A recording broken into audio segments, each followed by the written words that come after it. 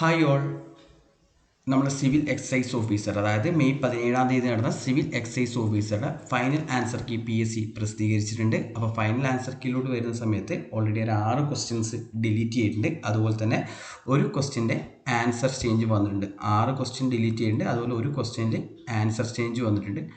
ഏതൊക്കെ ക്വസ്റ്റ്യൻസ് ആണ് ഡിലീറ്റ് ചെയ്തിട്ടുള്ളത്, അതുപോലെ ഏതൊക്കെയാണ് ആൻസർ ചേഞ്ച് വന്നിട്ടുള്ള കാര്യം നമുക്ക് എന്ത് ചെയ്യാം, ചെക്ക് ചെയ്യാം. അപ്പോൾ നമ്മൾ ക്വസ്റ്റ്യൻ പേപ്പർ എ കോഡ് ഉപയോഗിച്ചിട്ടാണ് ഇത് ഡിസ്കസ് ചെയ്യുന്നത്. നമ്മൾ മൊത്തമായിട്ട് അതുപോലെ മൊത്തം ആൻസർ കീ നമ്മൾ ചെക്ക് ചെയ്യുന്നില്ല. ഏതൊക്കെ ക്വസ്റ്റ്യൻസ് ഡിലീറ്റ് ചെയ്തു, അതുപോലെ ആൻസർ ചേഞ്ച് വന്ന ക്വസ്റ്റ്യൻ ഏതാണെന്നുള്ള കാര്യം മാത്രമാണ് നമ്മൾ നോക്കാൻ പോകുന്നത്. അതിലിപ്പോൾ ഡിലീറ്റ് ചെയ്തൊരു ആദ്യത്തെ ക്വസ്റ്റ്യൻ ആണ് 11ാമത്തെ ക്വസ്റ്റ്യൻ. എ കോഡിൽ 11ാമത്തെ ക്വസ്റ്റ്യൻ ഡിലീറ്റ് ചെയ്യുന്നത് എന്തുകൊണ്ട്? നേരത്തെ ഇതിൻ്റെ ആൻസർ ബി ആയിരുന്നു കൊടുത്തത്. നേരത്തെ ആൻസർ ബി ആയിരുന്നു. അതായത് എന്താണ്, ദാമോദർ നദിയിൽ ഗോദാവരി എന്ന് പറഞ്ഞാൽ ഇപ്പോൾ നിലവിൽ ദക്ഷിണ ഗംഗ എന്ന് അറിയപ്പെടുന്ന കൊയ്ന നദി മഹാരാഷ്ട്ര നദിയാണ്.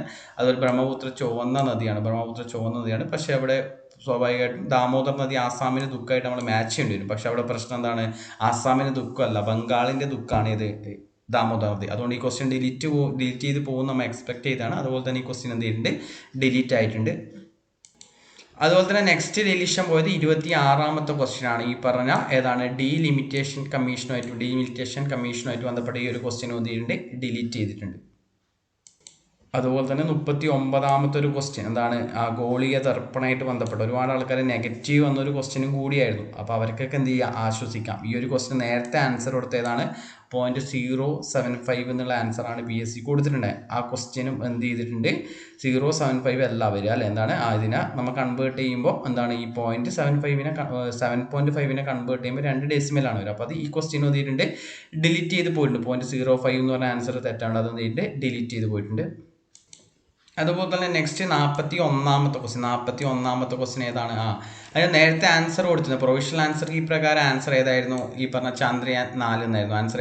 ചന്ദ്രയാൻ 4 എന്നാണ് ആൻസർ. പക്ഷേ ആൻസർ ചേഞ്ച് ആയിട്ട് ഈ 41ാമത്തെ ക്വസ്റ്റ്യൻ്റെ ആൻസർ ചേഞ്ച് ആയിട്ട് ഏതാണ്, നമ്മൾ ഓൾറെഡി എക്സ്പെക്ട് ചെയ്തൊരു ചേഞ്ച് ആണ്. സ്പാഡെക്സ് ആണ്. ഏതാണ് സ്പാഡെക്സ്, ഇന്ത്യയുടെ സ്പേസ് ഡോക്കിംഗ് സിസ്റ്റം ഏതാണ്, സ്പാഡെക്സ് ആണ്. അതുകൊണ്ട് ആ ഒരു ആൻസർ എന്ത് ചെയ്തിട്ട് ചേഞ്ച് വന്നിട്ടുണ്ട്, ആൻസർ ചേഞ്ച് വന്നിട്ടുണ്ട്. 41 ആൻസർ ബി മാറി എന്തായിട്ടുണ്ട്, ഡി ആയിട്ടുണ്ട്.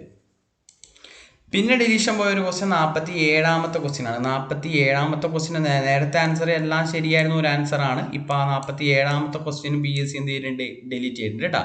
ഓൾറെഡി എന്താണ്, നേരത്തെ ശരിയായി മാർക്ക് കൂട്ടിയവർക്ക് ആ മാർക്ക് പോവും, തെറ്റായവർക്ക് നെഗറ്റീവ് മാർക്ക് ഒഴിവായും ചെയ്യും. പിന്നെ ഒരു ഡിലീഷൻ പോയ ഒരു ക്വസ്റ്റ്യൻ 60ാമത്തെ സ്പാഡെക്സ് ഏതാണ്, ഈ പറഞ്ഞ മാത്സുമായിട്ട് ബന്ധപ്പെട്ട ഈ ഒരു ക്വസ്റ്റ്യൻ. നേരത്തെ ആൻസർ എന്താണ്, ഡി ആണ് കൊടുത്തിരുന്നത്. 19 ആയിരുന്നു ആൻസർ. ആ ക്വസ്റ്റ്യൻ ഡിലീഷൻ പോയിട്ടുണ്ട്. അതുപോലെ തന്നെ ഇംഗ്ലീഷിലൊരു ക്വസ്റ്റ്യനും കൂടി ഡിലീറ്റ് ചെയ്യേണ്ടത്. ഏതാണ്, ഈ പറഞ്ഞ നേരത്തെ 68ാമത്തെ ക്വസ്റ്റ്യനും കൂടി എന്ത് ചെയ്തിട്ടുണ്ട്, ഡിലീറ്റ് ചെയ്യുന്നുണ്ട്. അതായത് നേരത്തെ എന്തായിരുന്നു, വിൽ ഹാവ് ബീൻ കംപ്ലീറ്റ്. അപ്പോൾ അങ്ങനെ ടോട്ടൽ 6 ക്വസ്റ്റ്യൻസ് ഡിലീഷനും ഒരു ക്വസ്റ്റ്യൻ്റെ ആൻസർ ചേഞ്ചും ആണ് വന്നിട്ടുള്ളത്. ഓൾറെഡി നിങ്ങൾ എന്ത് ചെയ്ത് വെച്ചിട്ടാണ് നമ്മുടെ ഫൈനൽ ആൻസർക്ക്. അപ്പോൾ ഇത് വെച്ച് നിങ്ങളെ മാർക്കുകളും കാര്യങ്ങളും എന്ത് ചെയ്യുക, കാൽക്കുലേറ്റ് ചെയ്യുക. അതുകൊണ്ട് ഡിലീഷനും ആൻസർ ചേഞ്ചും വന്നുകൊണ്ട് എല്ലാവരുടെ മാർക്കിലും ചേഞ്ചസ് ഉണ്ടാവാൻ ചാൻസ് ഉണ്ട്. അപ്പോൾ നിങ്ങളെ മാർക്സും കാര്യങ്ങളും എന്ത് ചെയ്യുക, കാൽക്കുലേറ്റ് ചെയ്യുക. നിങ്ങളെ മാർക്സും കാര്യങ്ങളും പറ്റുകയാണെങ്കിൽ നിങ്ങൾ എന്ത് ചെയ്യുക, കമൻറ്റ് ചെയ്യുക. അപ്പോൾ എല്ലാവരോടും പറയാനുള്ള കാര്യം എന്ന് വെച്ചാൽ, കട്ട് ഓഫ് നമുക്കറിയാം, എക്സസൈസ് എന്ന് പറഞ്ഞാൽ എന്താണ്, അതിനൊരു ഫിസിക്കൽ ടെസ്റ്റും കാര്യങ്ങളൊക്കെ ഉണ്ട്, ഓട്ടം ഒക്കെ ആയിട്ടല്ലേ. അപ്പോൾ അതുകൊണ്ട് തന്നെ എന്താണ്, PSC കുറച്ച് വലിയ ലിസ്റ്റ് ഇട്ടാലും ആ ഒരു ഫിസിക്കൽ ടെസ്റ്റിന് ശേഷമാണ് അതിൻ്റെ ഫൈനൽ ലിസ്റ്റ് വരിക. അപ്പോൾ അതുകൊണ്ട് എന്ത് ചെയ്യുക, അത്യാവശ്യം മാർക്കുള്ള ആൾക്കാർ എന്ത് ചെയ്യുക, അതിൻ്റെ ഫിസിക്കലും കാര്യങ്ങളൊക്കെ നോക്കി എന്താണ് ഈ ഓട്ടത്തിന് വേണ്ട കാര്യങ്ങളൊക്കെ നോക്കിയിട്ട് എന്ത് ചെയ്യുക, പ്രിപ്പയർ ചെയ്യുക. അത് അതായത് ഇപ്പോൾ കട്ട് ഓഫ് എത്ര വരും നമുക്ക് എക്സ്പെക്ട് ചെയ്യാൻ പറ്റില്ല. അല്ലാണ്ട് വലിയ ലിസ്റ്റൊന്നും അല്ല സാധാരണ എക്സൈസിൽ. കുറച്ച് നിയമനം മാത്രം നടക്കുന്ന ഒരു പോസ്റ്റാണ് എക്സൈസ് എന്ന് പറയുന്നത്, സിവിൽ എക്സൈസ് ഓഫീസർ. അതായത് ഓരോ ജില്ലയിലും ചിലപ്പോൾ ചില ജില്ലകൾക്ക് വിരലിൽ എണ്ണാൻ പറ്റുന്ന അത്ര നിയമനം മാത്രമേ നടക്കാറുള്ളൂ. എന്നാലും നിങ്ങൾ എന്ത് ചെയ്യുക, അത്യാവശ്യം നല്ല മാർക്ക് ഉണ്ടെന്നുണ്ടെങ്കിൽ നിങ്ങൾ എന്ത് ചെയ്യുക, ഫിസിക്കലും ഓട്ട മത്സരമാണല്ലോ വരിക അതിന്. അപ്പോൾ അതൊക്കെ എന്ത് ചെയ്യുക, നോക്കുക. അപ്പോൾ എന്ത് ചെയ്യുക, അടുത്ത എക്സാമിന് വേണ്ടി ഇത് കിട്ടാണ്ടിരിക്കുക, അടുത്ത എക്സാമിന് വേണ്ടി ഒരു ബ്രേക്ക് എടുക്കാണ്ട് കണ്ടിന്യൂസ്ലി എന്ത് ചെയ്യുക, പഠിക്കുക.